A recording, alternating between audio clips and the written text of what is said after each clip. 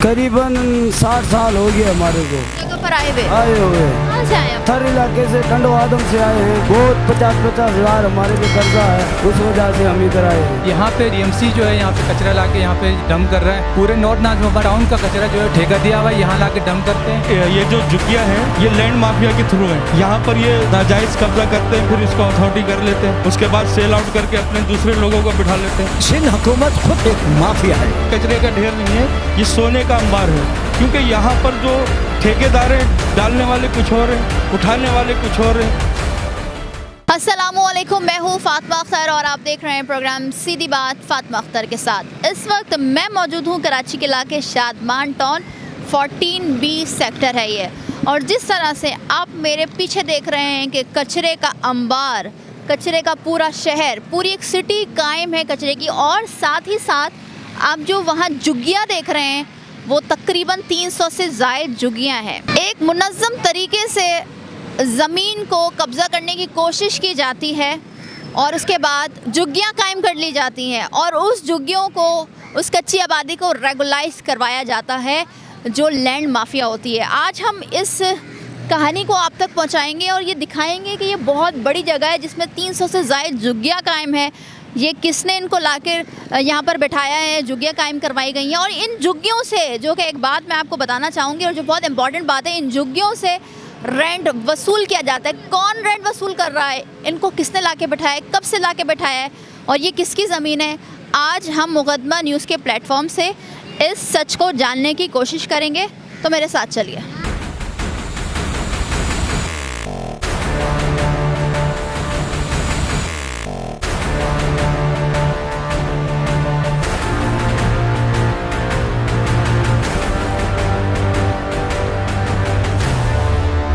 करीबन 60 साल हो गए हमारे को ये इस जगह पर आए हुए। आए हुए। और कहाँ से आए आप लोग? हम बहुत थर इलाके से, थोड़े थर के टंडवादम से आए हैं।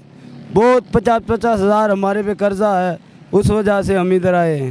नहीं, आप लोगों को आने का यहाँ मकसद, क्योंकि आप कह रहे हैं थर से आए हैं, तो आप लोगों को किसने यहाँ पर बसाया है, किसने आप लोगों को झोंपड़ी बनाने की इजाज़त दी? हमको इधर ऐसे कचरे वाली जगह है, कौन इधर पूछेगा, बोल रहा बैठा गरीब झुपड़ा बना के तो बैठा रहो।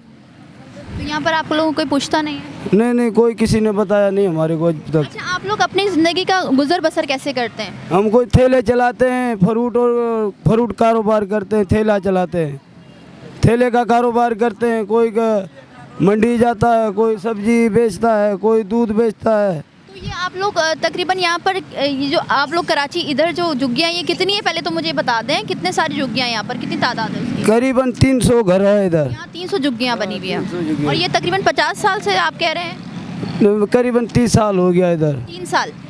30 साल। 30 साल से ये झुग्गियाँ कायम है। आप यहीं हैं 30 साल से क्या? नहीं, हम तो अभी 2-5 महीना हुआ इधर। अच्छा, ये जो हम बस्ती की बात हो रही है, कच्ची आबादी, झुग्गियाँ जिसको कहते हैं, ये तकरीबन 300 से ज़ायद यहाँ पर झुग्गियाँ हैं।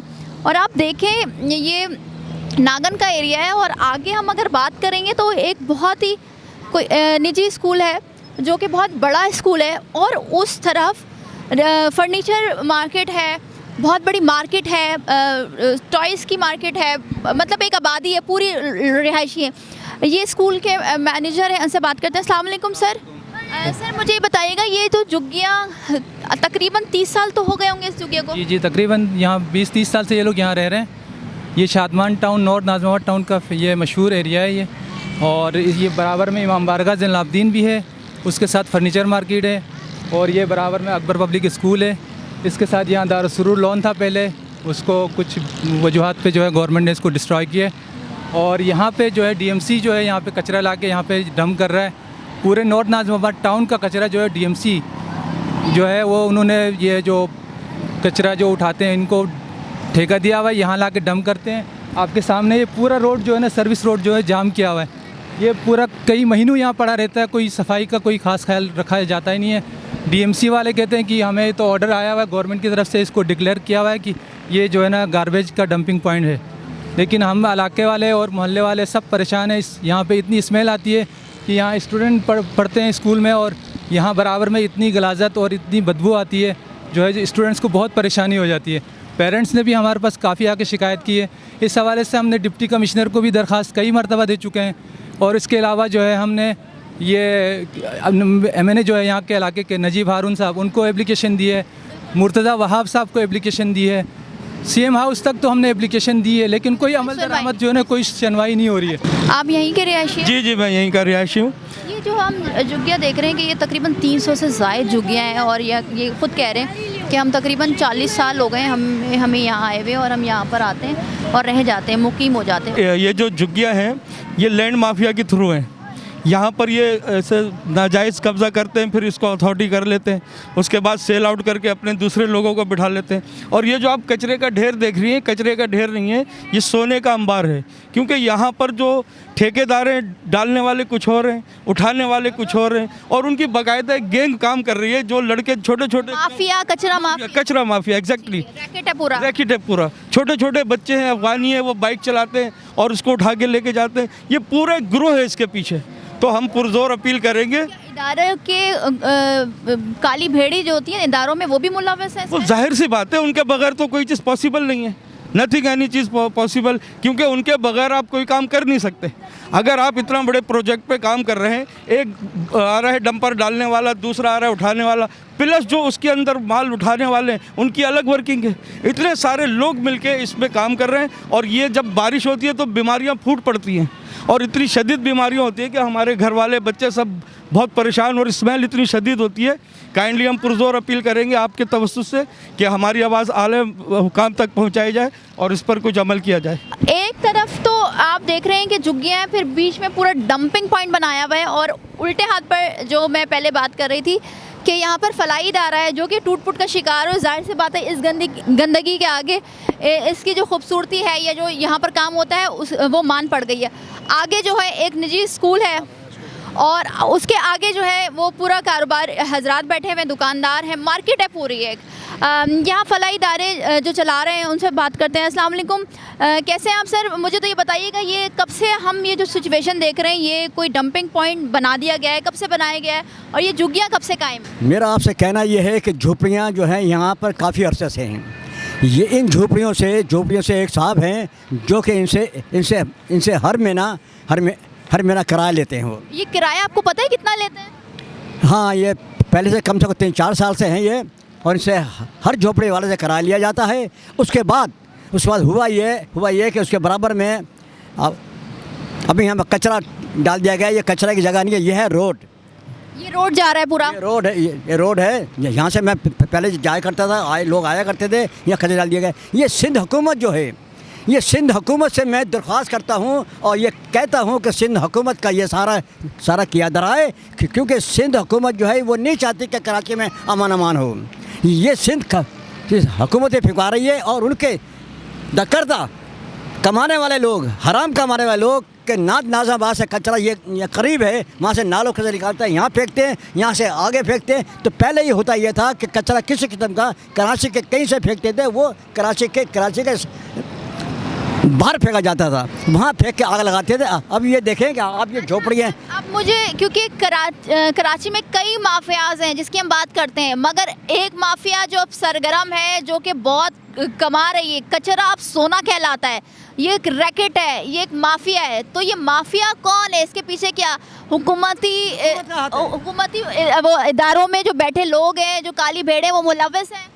सिंध हुकूमत खुद एक माफिया है, ये खुद है, ये और नहीं है, यही करा रही है। और आप ये देखें कि यहाँ पर एक छोटा सा एक सुजुकी वाला जो सिर्फ 1 आइटम भरता है रोज़ाना, 1 टन लेके जाता है, 2 रुपये किलो बिकता है, 60,000 रुपये महीना कमा रहा है। भाई वो क्यों छोड़ेगा वो? तो जिस तरह से आप ये देख रहे हैं कि ये जो रास्ता जा रहा है ना, जहाँ पर बहुत सारा कचरा है, ये रास्ता था, गली थी, ये रोड था। तो ये रोड जा रहा था उस साइड जो आबादी है उसको मिलाने के लिए, मगर ये रोड को बंद कर दिया गया और उसमें इतना कचरा भर दिया गया है। आगे चलते हैं और झुग्गियों की भी चीज़ें हम आपको दिखाते हैं।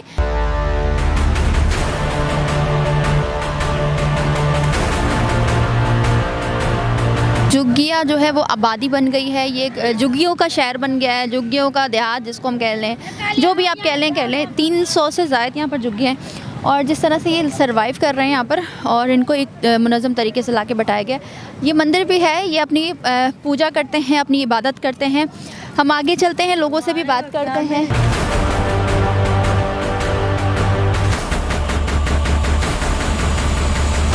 ये आप देखें कितनी बड़ी जगह है जहाँ पर कचरा फेंक दिया गया है। फिर उसके बाद आप देखें वो एक रोड जा रहा है, उसके बाद फ्लैट्स हैं, रिहायशी इलाका है।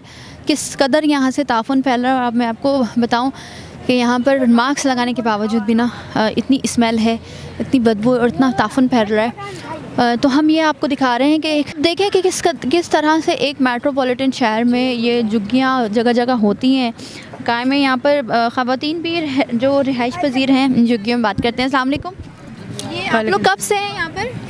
हम लोग 5 साल हो गया है। 5 साल हो गए। तो कहाँ से हैं आप लोग? बेटा साइड हुई। हम हैदराबाद से, हम पैदाशी हैदराबाद की है। हैदराबाद से। और 5 साल पहले आप लोग कराची आए थे। तो यहाँ पर आप लोग रेंट भी देते हैं, क्या किराया भी देते हैं यहाँ पर? किराया देते हैं? कितना देते हैं एक झुग्गी का? हम किराया इधर 1000 रुपया देते हैं। 1000 रुपये देते हैं। और हर का पैसा 5000 दे के बैठ जाते हैं। 5000 में ये झुग्गी लेते हैं आप लोग? पहले ज़मीन लेते हैं और फिर अपनी ये जो जितनी भी झुग्गियाँ बनी आप लोग खुद बनाते हैं? हाँ, और कितनी बड़ी जगह होती है? जगह बस इतनी है, जगह इतनी ही बड़ी होती है। छोटी सी होती है। और ये किससे लेते हैं आप लोग? महीने का 5000। वो तो हमारे को मालूम नहीं, पता नहीं कौन सा है जो बड़ा है, हमारे हमने देखा हुआ नहीं। नाम नहीं पता आपको उनका? नहीं। अच्छा, तो ये हर महीने आते हैं और आप लोगों से 1000 रुपये लेते हैं और ना 1000 देते हैं। अच्छा, अब ये कितनी झुग्गियाँ हैं इस मतलब ये जो बसाई हुई हैं? 50 हो जाएंगी झुग्गियाँ। 50 से ज़्यादा होगी। ना 50 हो जाएगी। होगी 50 से। ठीक है, चलें। और आप लोग गुजर बसर कैसे करते हैं? कुछ सब्जी वब्जी बेच के, ये खिलौने उलौने बेच के कर लेते हैं। और झुग्गियाँ जो नज़र आतिश हुई थी वो भी हम आपको दिखाते हैं, आगे है। और ये तकरीबन आप ये देख लें ये किस तरह से बसर करते हैं और कितनी मुनज़्ज़म तरीके से इनसे सिर्फ एक जगह जो एक जगह होती है उसको ये जो बेचते हैं 5000 का बेचते हैं और फिर महीना जो है 1000 रुपये लेते हैं। ये 1000 रुपये ले रहा है कोई, 5000 में ये जगह दे रहा है, ये है कौन? हमने ये जानना है आज। मुकदमा न्यूज़ की कोशिश है कि ये जो आबादियाँ कायम होती हैं, जो रैकेट है उस तक पहुंचना, और ये 5000 लेकर ज़मीन देते हैं, फिर 1000 महीना रेंट लेते हैं। अगर ये 300 झुग्गियाँ होंगी तो आप सोचें ये कितना बड़ा रैकेट होगा और कितने रुपए कमा रहे हैं और क्यों कमा रहे हैं, इसका कोई रिकॉर्ड नहीं है। फिर इसके बाद ये जो झुग्गियाँ कायम हो जाती हैं, इसके बाद ये चले जाते हैं, फिर ये अपने प्रोजेक्ट्स बना रहे होते हैं। लैंड माफिया है इसके पीछे, तो आज हम उसकी निशानदेही आपको करवा रहे हैं। अच्छा, हम अब आपको एक चीज़ दिखाना चाह रहे हैं। इन झुग्गियों में एक प्लॉट जो कि ज़ेर तामीर है, ऑलमोस्ट तामीर हो चुका है। अब जिन साहब से हम बात कर रहे थे तो उन्होंने कहा कि हम यहाँ के नहीं और मैं यहाँ से गुजर गया हूँ, मगर ये यहाँ पर आए हैं और इस झुग्गी में ये प्लॉट, ये मकान तामीर होना, ये एक तशवीश की बात होती है। आप तो कह रहे थे आप यहाँ नहीं रहते, रिकॉर्ड। हाँ, मैं यहाँ रहता हूँ, लेकिन हमारा क्या काम है किसी को क्या कुछ, आप पता नहीं क्या पूछ रहे हो क्या नहीं पूछ मैं रहे। ये पूछ रही है आप, ये आपका घर है? मेरा नहीं है, किसका है? फिर आप रेंट पर हैं? बिल्डर का है, मैं मजदूर हूँ, मुलाजिम हूँ। अच्छा, मुलाजमे, आपको मुलाजमे के लिए दिया। तो ये बिल्डर है कौन? ये रशीद साहब बिल्डर है। पूरा नाम क्या है सर उनका? रशीद साहब। रशीद साहब। तो ये उनकी जगह है? ये उनकी जगह है। ये प्लाट भी कुछ उनके, कुछ अलग अलग लोगों के। अच्छा, पर अभी जो ये झुग्गियों में जो लोग रह रहे हैं उन्हीं की प्लॉट है, ये उनका ही प्लॉट है, ये रशीद साहब का प्लॉट है। ये अलग अलग प्लाट है, हर किसी के कितने। ये जो झुग्गियाँ बनी है प्लॉट पे बनी हुई है या ये झुग्गियाँ कायम की गई हैं?